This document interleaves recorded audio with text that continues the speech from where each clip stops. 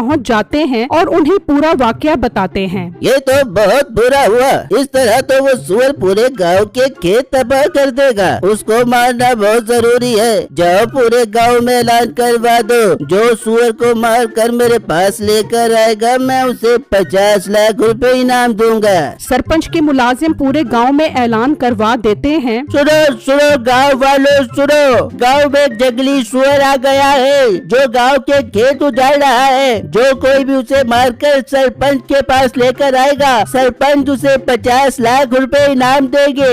ये बात वहाँ खड़े दो भाई सुन रहे होते हैं। अरे वाह बेगम, ऐसे सुअर को मारना तो मेरे बाएं हाथ का काम है और इनाम 50 लाख रुपए है। मैं सरपंच के पास जा रहा हूँ। ये कहकर मीठा चला जाता है। मीठे ने अपने भाई बिट्टू को बाप के मरने के बाद घर से निकाल दिया था, जिसकी वजह से वो एक छोटी सी झोंपड़ी में रह रहा था। माँ जी, अगर आप इजाजत दें तो मैं भी उस सुअर को पकड़ने चला जाऊँ। हो सकता है वो मेरे हाथ आ जाए। हाँ बिट्टू, आपको बिल्कुल जाना चाहिए, किस्मत बदलते देर नहीं लगती। ठीक है बेगम, मैं सरपंच के पास जा रहा हूँ, फिर शाम में ही सफर के लिए निकल जाऊंगा। ये कहकर बिट्टू भी सरपंच के पास चला जाता है। सरपंच साहब, मैं लेकर आऊंगा उस सुअर को मारकर, मेरे 50 लाख रुपए तैयार रखो। हाँ ठीक है, जो भी मार कर लेकर आएगा मैं 50 लाख रुपए इनाम दूंगा। इतने में बिट्टू भी वहाँ पर पहुँच जाता है, जिसे देखकर मीठा सोचने लगता है। ये मोटा भी 50 लाख का सुनकर लालच में दुम हिलाता हुआ यहाँ आ गया है। इससे पहले कि ये उसे मार कर लाए, मैं उसे मारने चला जाता हूँ। मीठा सुअर को मारने के लिए निकल जाता है और यहाँ वहाँ जंगलों में उसे हर जगह देखता है, लेकिन वो उसे नहीं मिलता। पता नहीं ये होगा कहाँ पर। सुबह से शाम होने वाली है, अभी तक मिला ही नहीं और अब तो मैं थक भी बहुत गया हूँ। मैं कुछ देर आराम कर लेता हूँ। मीठा वहीं पर आराम करने के लिए लेट जाता है और वहाँ बिट्टू भी तलवार लेकर सफर पर निकलता है। वो एक जंगल से गुजर रहा होता है तो वहाँ एक बुजुर्ग बैठा होता है। बिट्टू उसे देखकर थोड़ा परेशान हो जाता है। बाबा जी, आप इस जंगल में क्या कर रहे हो?